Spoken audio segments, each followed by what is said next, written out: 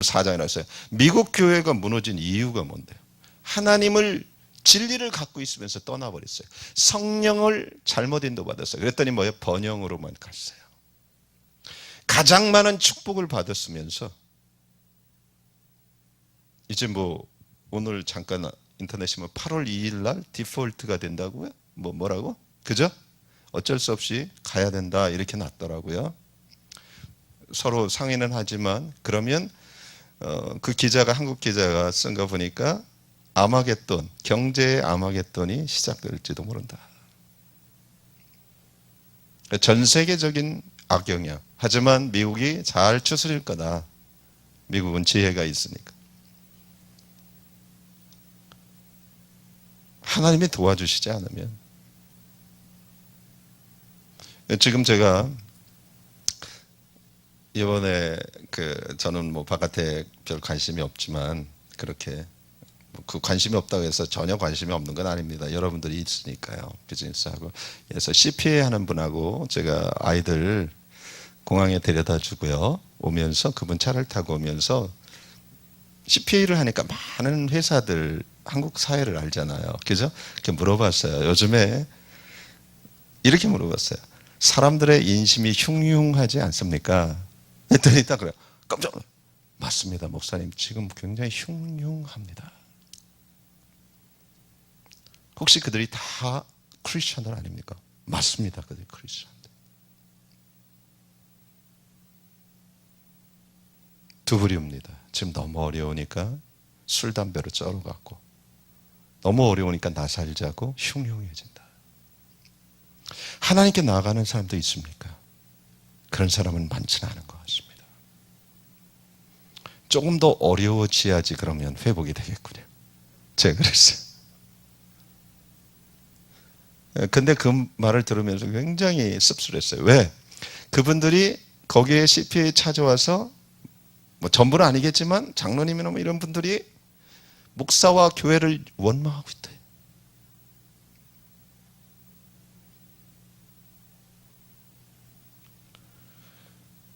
둘 다 잘못이에요. 성도가 원하는 목사를 원했던 그 교회의 성도들도 잘못이에요. 이민교회는요, 성도들이 원하는 목사가 오기를 원해요. 진리를 전할 수가 없어요. 어려워지니까 목사 원망하는 거예요. 안 그래요? 또 하나 목사들 잘못이에요. 제가 그랬어요. 1차적으로 목사 잘못입니다. 목사에게는 인격도 중요하지만 진리를 선포할 수 있어야 합니다. 그것밖에 길이 없습니다. 무슨 얘기인지 아시겠어요? 이 진리가 뭔데요? 예수 그리스도예요. 예수 그리스도에는 길이 없어요. 근데 사람들이 지금 길을 잃은 거예요. 예수 그리스도는 지식으로 끝났으니까. 그분을 잡아본 적이 없으니까. 어려워 보니까 사실 자기를 위로해달라고만 목사가 필요했지. 주님께 이끈 사람은 없는 거예요. 그러니까 지금 와서는 원망해. 교회들이 또 흉흉하대. 나는 우리 교회가 너무 좋다 보니까 몰랐어. 여러분이 신경질을 바깥에서 내고 옵니까? 교회 안에서는 아주 좋아가고. 우리 아이들도 좋고. 근데 정말 그 얘기를 들으면서 마음이 아팠어요.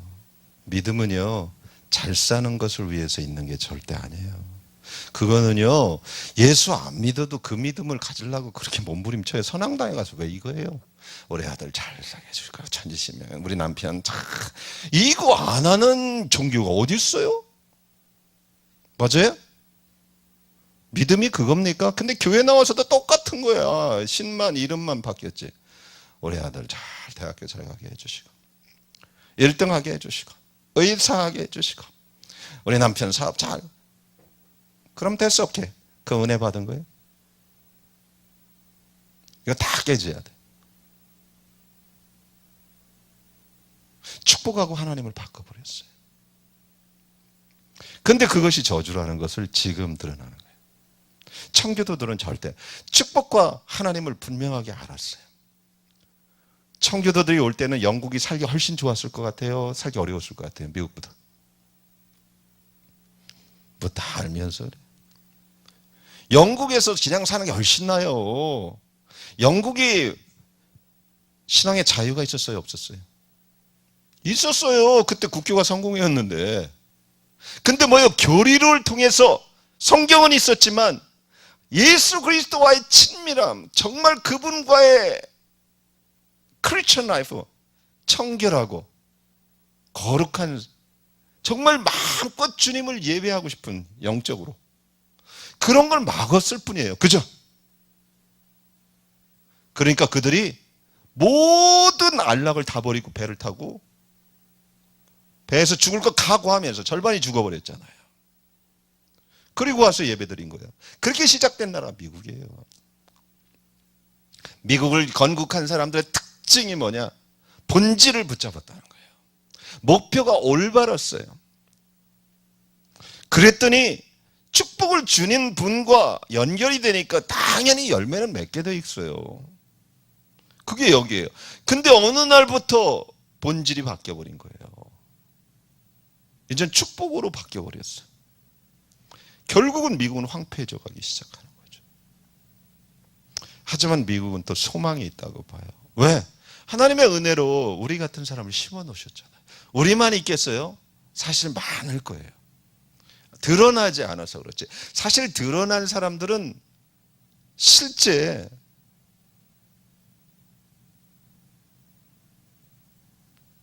지금 어려움들을 겪을 거예요. 하지만 드러나지 않은 사람들을 통해서 이제 미국이 회복될 거예요. 이 말은 제가 자세히 하기가 좀 그런 말이라 그만하고요. 어쨌든 믿음으로 그리스도가 여러분 안에 있다는 것을 매일 기도하고 잊지 말아야 돼요. 첫사랑을 잊어버리면 그 사람은 무능력해요. 다 해도 뭐예요? 예수님의 계시록 2장이 뭐예요? 촛대로 옮겨버리겠다 그러죠. 이게 율법주의자의 종교의 영이에요. 마지막으로 이렇게 되면 거기 제가 좀 더 읽겠습니다. 할 건 많은데 시간이 다 됐나요? 너희가 사랑 가운데서 뿌리가 박히고 터가 굳어져서, 이게 그리스도가 내 안에 있으면 점점 뭐예요? 그리스도의 사랑 가운데서 뿌리가 심겨져. 이건 뭐야? 씨앗이 심겨지면 농사적인 얘기예요. 터가 굳어진다는 것은 건축을 얘기해요. 집을 짓는데 터가 중요하죠. 농사와 건축을 같이 비유해요. 이것이 뭐예요? 견고한 집을 짓게 만들어요. 이게 믿음의 삶이에요. 그리고 그렇게 되면 이제 그들의 목표, 그들의 점점 성숙해져 가는데, 성경을 많이 하는 게 성숙이 아니라 뭐예요? 사랑이 깊어지는 게 성숙이에요. 제 말을 뭔지 알겠어요? 많은 사람이 오해를 해요. 직분을 가지고 성경을 많이 하고 목사가 성숙하지 않을 수 있어요. 제 말 뭔 얘기 아세요? 신학 박사가 성숙하지 않을 수 있어요. 근데 성숙한 사람들의 특징은 뭐예요? 변화된 사람들이에요. 근데 그것은 하나님만이 알아요. 본인도 알고. 그는 올바로 가고 있는 거예요. 여러분, 사람이 성숙해져 가는 것은 뭐예요? 그와 아버지의 사랑을 아이가 깊이 더 알아갈 때 아이가 성숙해져 가요. 그죠? 이 똑같은 거예요. 그래서 그 넓이와 깊이와 높이가 어떠함을 깨달아 하나님의 모든 충만하신 것으로 너에게 충만하게. 이렇게 되면 나오는 게 뭐냐? 충만이에요. 충만은 뭐예요? 이제 여기서는 믿음이었는데, 성령의 역사였는데, 충만은 경험을 얘기해요. 여러분, 충만은 지식이 아니에요. 느낌이 아니라 이젠 경험이에요. 요것이 가면 이제 삶 안에서 하나님을 경험하기 시작해요. 한 번으로 끝나는 것이 아니라 그 경험이 깊어져요. 자, 주님은 인격이라고 그랬어요. 교제라고 그랬어요. 그죠? 막연하게 주님을 부르지 않아요. 막연하게 행동하지 않아요. 이게 충만까지 가는데, 이것이 뭐예요? 성령으로 석 사람이 강건해지고요, 믿음으로 그리스도가 내 안에 있어서 그 사랑의 깊이와 높이와 넓이가 계속 자라나면 이제 뭐예요? 주님과의 동행이 점점 삶 안에서 깊어지는 거예요. 이 과정을 겪어요. 이게 성숙해지는 거예요. 열매가 중요한 게 아니에요. 성숙한 사람은 열매는 그냥 맺히는 거예요. 요한복음 15장 5절. 주님께 포커스를 하고 저가 내 안에, 내가 저 안에 있으면 이 사람은 과실을 많이 맺는다. 그죠? 열매가 목적인 사람은 실패해요. 이것은 제가 그랬어요. 목적이 잘못 잡은 거다. 무슨 얘기인 줄 아세요? 내가 원하는 것이 목적이었을 때 그는 열매 맺기가 너무 힘들어요. 주님이 목적이 되면 우리는 주님의 열매를 맺을 수가 있어요. 성경은 모두 그 법칙을 얘기하고 있어요. 근데 주님을 목적으로 하면 사람이 뭐예요? 엉뚱한 걸로 성숙해지는 것이 아니라 뭐예요? 그분과의 릴레이션십을 통해서 성숙해져요. 그러면 충만히 계속 깊어지는 거예요. 이게 경험이에요. 제 말이 뭔지 아시겠어요? 사랑하는 여러분, 예.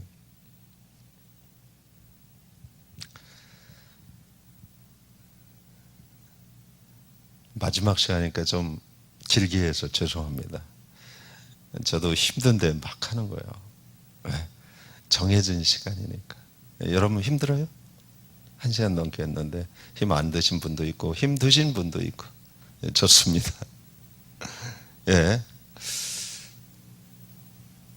오늘 본문을 통해서 그 후반부 제가 여러분들 힘들어하는 것 같아서 금방 강의를 다 하지 않겠습니다. 끝내겠습니다. 20절, 21절이 그 부분인데요. 뭐예요? 하나님께 아버지께 영광 돌리는 거예요. 우리 가운데 역사하는 능력들을 우리의 온갖 구하는 것이나 생각하는 것을 더 넘치도록 능히 하시리에게 교회 안에서 그리스도 예수 안에서 영광이 되도록 모으고. 이것은 무슨 말이에요? 아주 중요하죠. 삼위일체 하나님을 다 구하고 있는 거예요. 우리의 기도가 대부분 하나님을, 아버지 하나님만을 깊이 알아. 그리고 그분이 주는 겁니다. 예수님의 그 사랑의 시작이 된 것에 대해서는 간과를 해요. 그래서 신앙에 주님과의 릴레이션십이 없는 신앙을 너무 많이 배웠어요. 제 말이 무슨 얘기인지 아세요? 오늘 본문을 통해서 보면 우리가 주님과의 친밀함, 주님을 깊이 알 수 있는 길이 나와요. 그것이 뭐예요? 그것을 통해서 아버지 하나님께 영광을 돌리는 거예요. 성령 하나님의 사역이 있어요. 내 속사람을 강건케 하세요. 예수님의 주사역이 있어요. 그분이 내 안에서 믿음으로 견고해져요. 그래서 그분의 사랑과 친밀함으로 인해서 뭐예요? 그분의 나라, 그분의 실제를 충만함으로 경험하게 해요. 그리고 모든 것이 이제 아버지 하나님께 영광을 돌리게 해요. 성령 하나님과 성자 예수님이 누구에게 영광을 돌리죠? 다 아버지 하나님이에요. 근데 이 바울의 기도에서는 구약과 달라게 왜 이 기도를 제가 여러분들에게 얘기하고 연구하고 있냐면 이 기도는 엄청난 핵심이에요. 한 사람이 얼마나 하나님을 깊이 사랑하고 만나고 그것이 얼마나 역사에 영향력을 주고 있는지 이 기도에 다 들어와 있어요. 그렇기 때문에 제가 강의를 다 못한 것을 아쉽게 생각하고 계속해서 나눠드리겠습니다.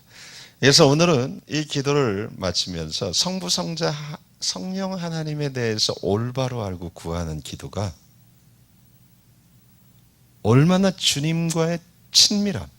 왜? 사역들이 다 독특하거든요. 그분들이 삼위 하나님이에요. 하나님이에요. 삼위일체예요. 그죠? 하지만 하는 사역들이 달라요. 그죠? 제 말이 뭔지 아시겠어요? 그래서 그분들의 사역을 내가 알고 기도로 열어드리는 거예요. 내 안에서.